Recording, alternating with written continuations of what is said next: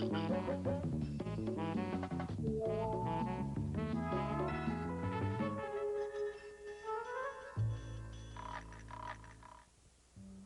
have seen the best furniture of my generation destroyed by sitting, reclining, naked, dragging themselves to dumpsters at dawn, looking for a zigzag fix. Addle-headed repairmen looking for the proper tools, bickering endlessly into the swirling starry night. Ooh, bop, shabam.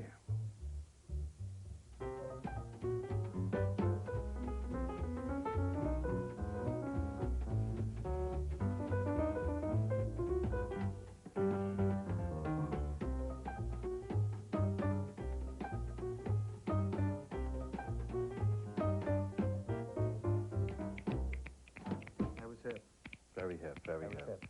Welcome to the 50s show.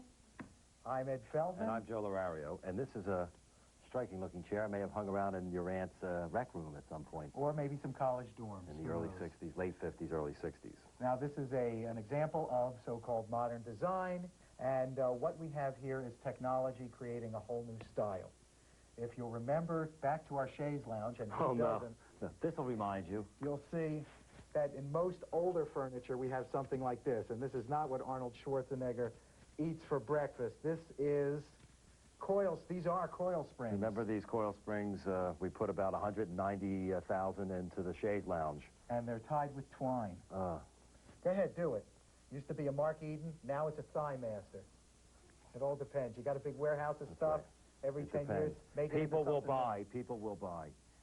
So you need 3 or 4 or 5 inches on your seat, right, to absorb the full extent of any kind of coil springs. But because of the shape, right? Right. When you have other kinds of designs such as this, and this is a rather deep seat for a modern chair, but you can have a seat that just goes 2 inches. What do? You can't put in coil springs. You put in something called zigzag, or sometimes known as no-sag springs. Zigzag. They were invented by Morris Zig, right? Made his fortune in the cigarette paper industry. Right. But we have here an example of modular furniture also. Talk now about this wood, this is plywood. It's not solid, it's plywood, it's laminated, and it's steam bent.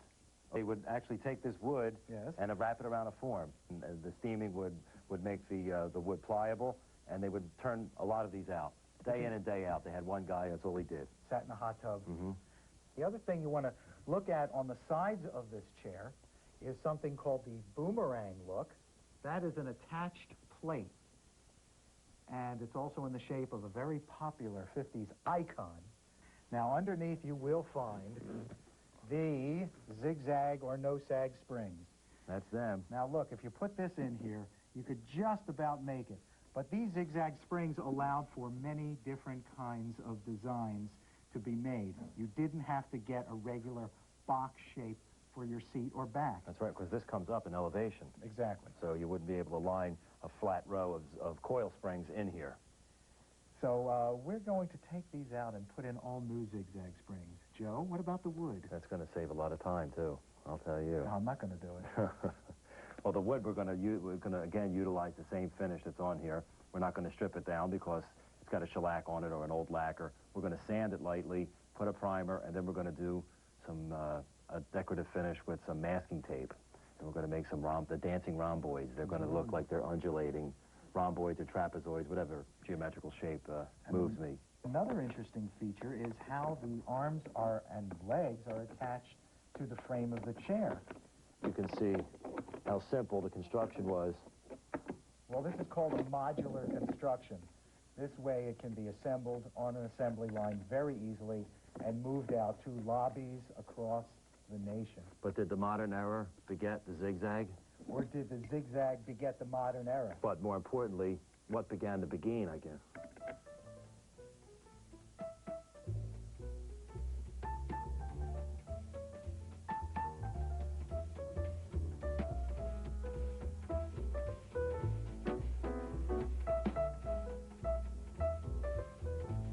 These pieces over here, these are the side pieces, the boomerang shapes. This is one completed. This is one unwrapped. You can see the edge here. And the nails. It's been rounded over so that the fabric, or the leather in this case, wasn't ripped. You know, the modern furniture that we're working on today, it's really not so modern. It started back in the 40s. Here's some of its parentage. Over here on the wall, we have a leg splint. It's got its original wrapping paper, and it was designed by Charles Ames for the U.S. War Department. And it was used in World War II to transport battlefield injured. In my place, I see that with lots of fruit in it. You know, this is the first mass-produced molded plywood article. That's right, and the technology led to this piece. It's called the Ames potato chip chair.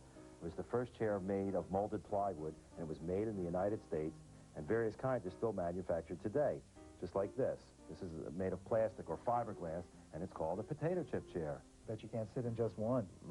Here we have the granddaddy of them all, one of the original chairs designed by Ames and Saarinen for the New York Museum of Modern Art show in 1940. Looks nice, doesn't it? Don't sit in it. You'll fall right to the floor. It's not structurally sound. It's just built for show and the show. The legs aren't braced. They have no strength. And we snuck this out of the home of Mrs. Saarinen. And it's neatly upholstered, too, don't you think? Lovely. And finally, look at this bit of whimsy. It's called the Marshmallow Sofa, and it was designed by George Nelson. This is a nutty piece, and it's very rare due to the fact that it did not sell well. And can you guess why? I can't imagine. Purple yet. This one sold at auction for $15,000, which all goes to show that time and money changes everything. And speaking of time, I'm getting hungry, so let's go get some potato chips and marshmallows. Yeah, I got a hankering for that myself.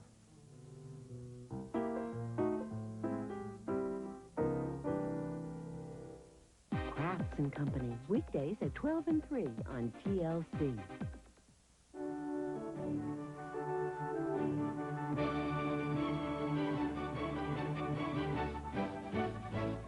The Libman Wonder Mop, extra dry, with a twist. At Iams, we know that having a cat can do wonders for a person's health and happiness. It can lower blood pressure, reduce stress, helping us lead longer, fuller lives. Well, now you can return the favor by feeding your cat Iams every day. Cats love its taste, and it's more nutritious because its quality ingredients are more digestible. Iams cat food, good for life. From the Iams Company. This is our three-piece Morningside seating group. As you can see, it fits all kinds of people. And at the great price of $199, it fits all kinds of budgets, too. Pier 1 Imports. Sale ends January 26th. Now, on TLC, follow David Roll through Egypt and the Holy Land, searching for Solomon's gold. See the Bible in a new light.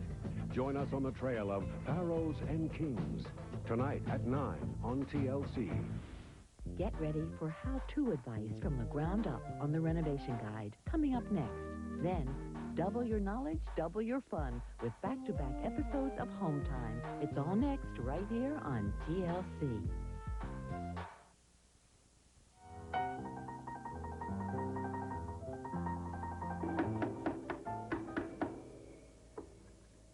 There we go.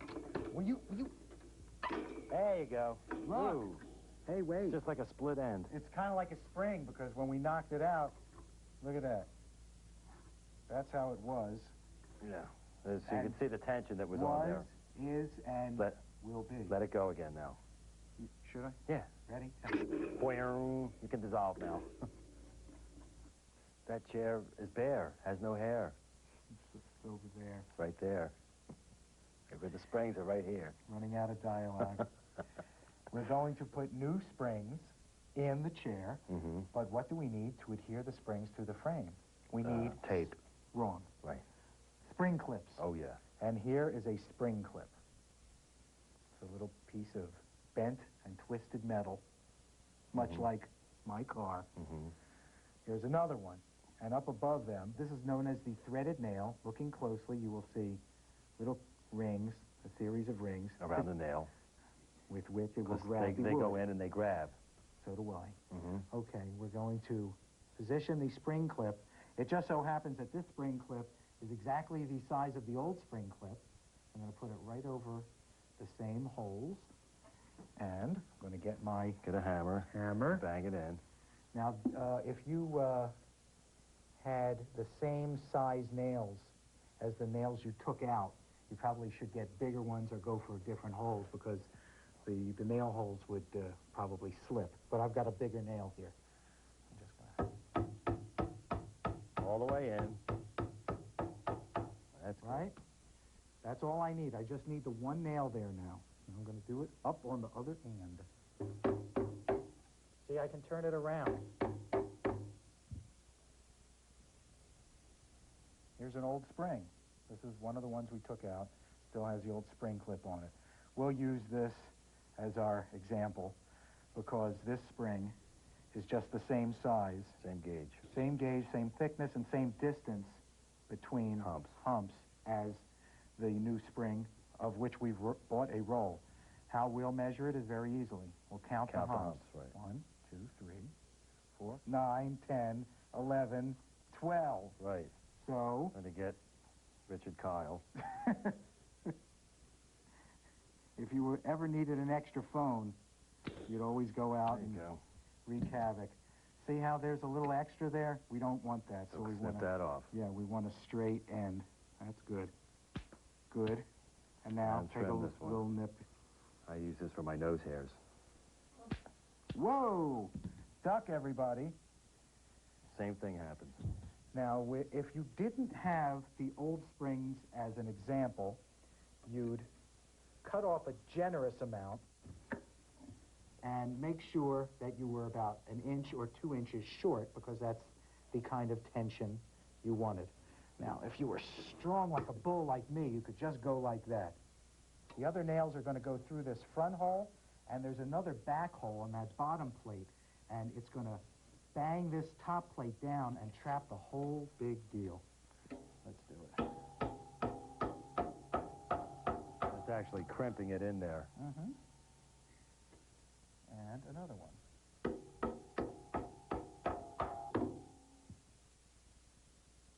Welcome back to Remembrances of Springs Past, which was originally called the Recherche à Temps Perdus, which was about chicken, I believe. I don't know how it translated.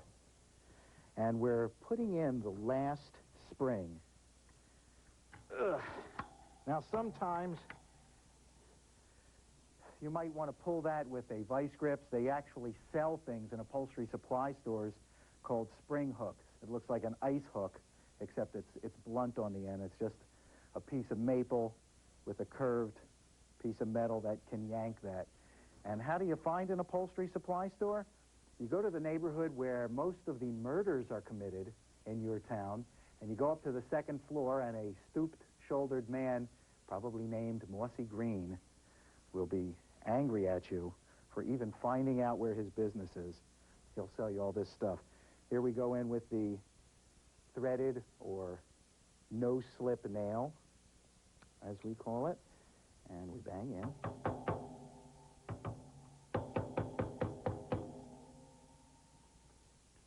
Hey, hey.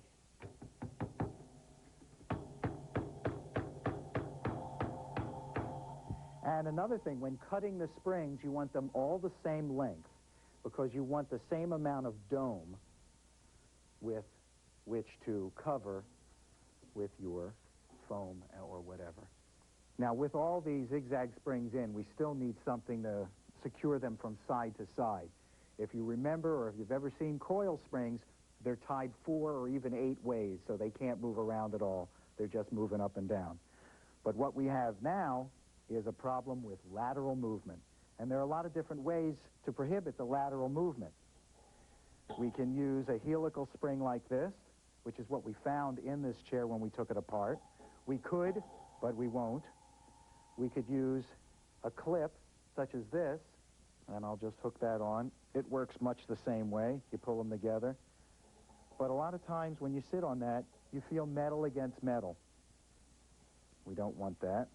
So what we're going to use now is what has become the industry standard, and cardboard wrapped around a metal rod, not any thicker than a hanger. And we want that all the way across here. We don't want this clipping the frame on either side, because when you sit down, you'll feel that and hear that clipping the frame. So I will measure it in a general fashion, fold it, and cut it.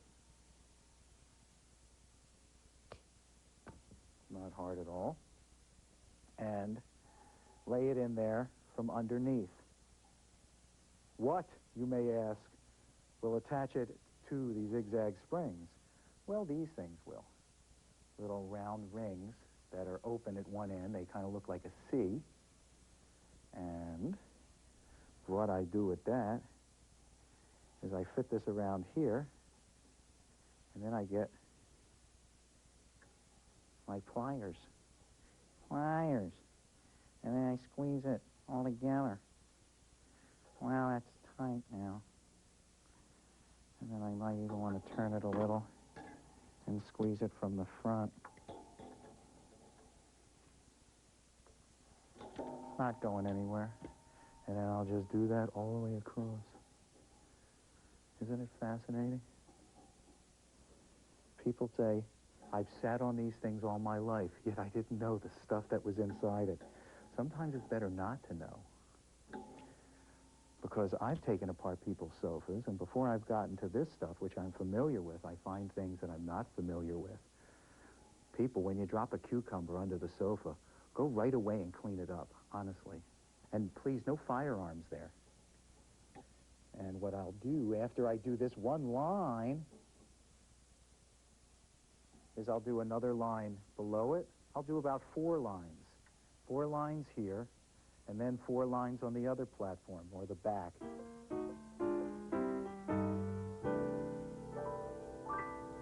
The client wants something more Gothic looking by tomorrow, okay, Tom? Sure. Now, a world of knowledge is right at your fingertips. Dad, what makes the sky blue? Just ask Britannica, the world's most comprehensive encyclopedia, now available on CD-ROM. Hey, Dad, can I ask one? And the first encyclopedia on the internet. Britannica has answers nobody else has.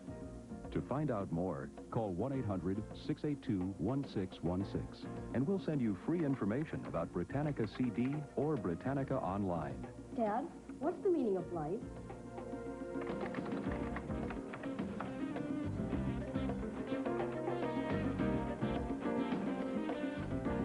With all the right answers, there's no limit to where you can go. Call 1-800-682-1616 for more information about Britannica CD or Britannica Online. People all over the world are making the connection to the most exciting new adventure on the internet today. Introducing Discovery Channel Online. Explore fascinating new worlds, travel deep into the past, take a glimpse into the future. Original interactive entertainment produced exclusively for this new medium, an experience you'll keep coming back to. The world's getting connected. Isn't it time you connected to the hottest new destination on the internet today? Discovery Channel Online at www.discovery.com. What would you pay to look like $1 million? Time Life presents The Firm, the exercise videos that are making firm believers out of people. I have shape and definition in my waist, and my butt looks like a 19-year-old after 3 kids. Other tapes are a waste of money. The only tapes that work on the market today are the Firm tapes. Aerobics will burn fat, but the combination of weights and aerobics can burn 3 times more fat. Only the Firm combines weights with aerobics in every exercise. The Firm guarantees visible results in 10 sessions. They said, give us 10 tries and we'll make a difference. It really did. Immediately, I started seeing results. Call now for Volume 1 of The Firm for just $9.99 and get the 20 questions about fitness video free. Every few weeks, receive a new Firm video, so call now. It's a whole new body. The Firm tapes give you a whole new body. To order The Firm and receive your free 20 questions about fitness video, call 1-800-293-9200 or send $9.99 plus $3.49 shipping and handling to The Firm, Department 1, Richmond, Virginia, 23280.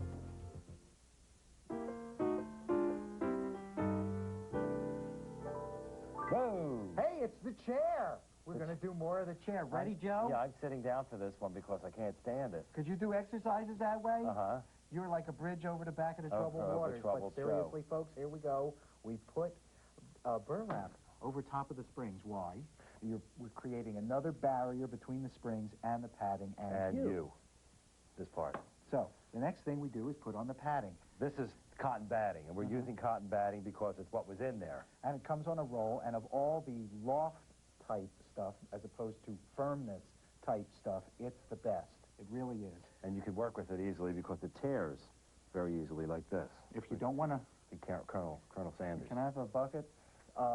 If you don't want to work with cotton batting, you can also get Dacron on a roll, which is not easy to cut with your hands. You got to use a cutting tool. I guess you got to use the scissors. You can't cut it with your hand. That's right, a scissors or perhaps dynamite. It's not quite as comfortable as cotton batting, but it's easier to fit into places and it doesn't wisp off. A lot of people think it is easier to work with. The other kind of padding is foam, and that you can cut to any shape.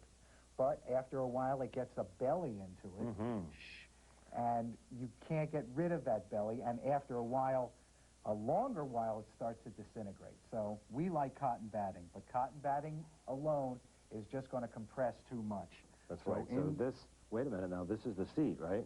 Yes, this is the seat that we've made. We've taken this out of the old seat. What's that look like? This looks like a big Triscuit.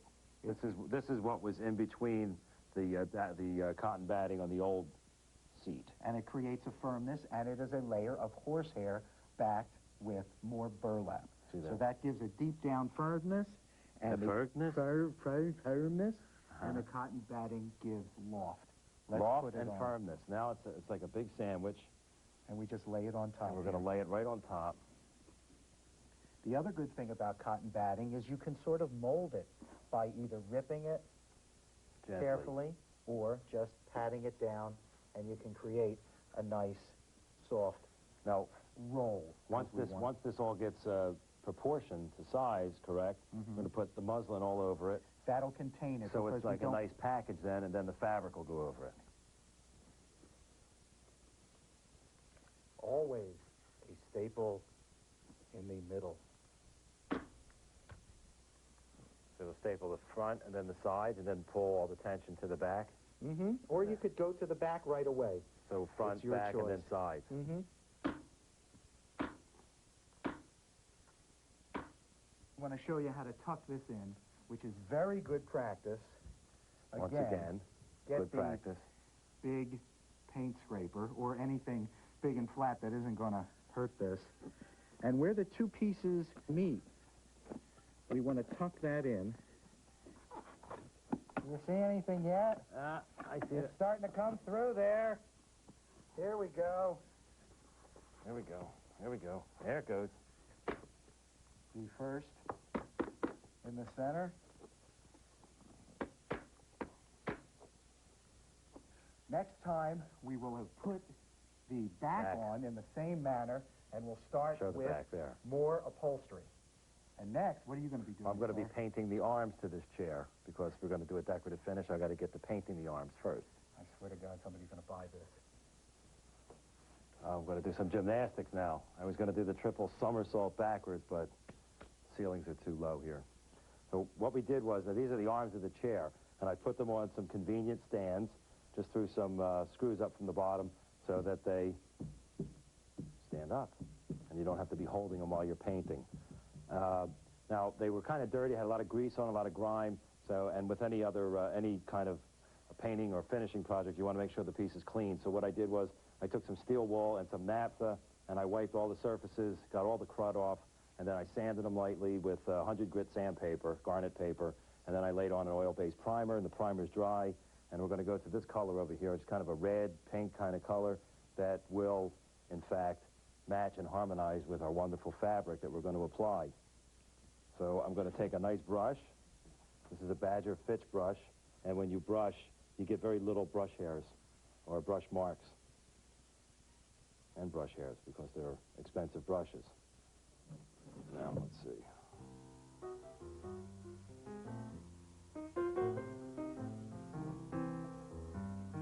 I like to work with just oil, not latex.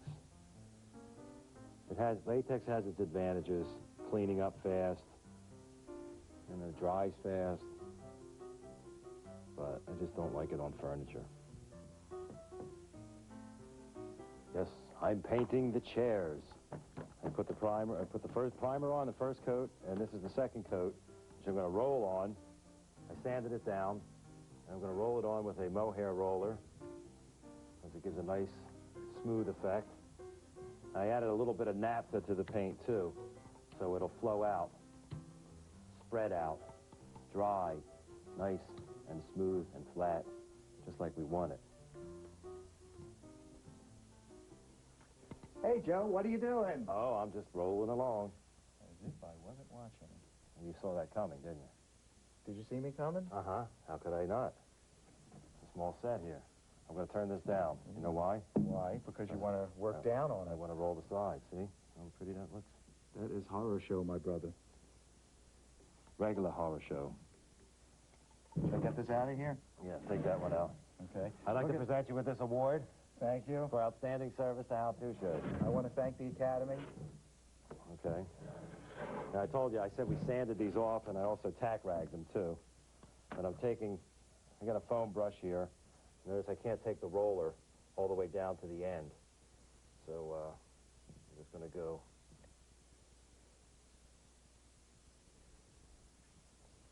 Next time, we'll be continuing with the arms and also the upholstery. The upholstery. The upholstery of our beautiful 50s piece. So until then, I'm Joe Lorario. And I'm Ed Feldman. Be nice. To your furniture. And your rollers. Pity this, my brothers. And your paint trays. And your brushes. You do go on.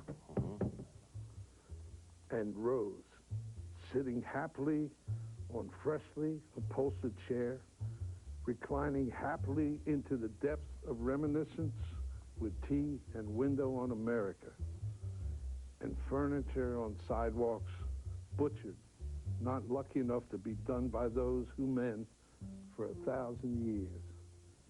Ooh, ya coo.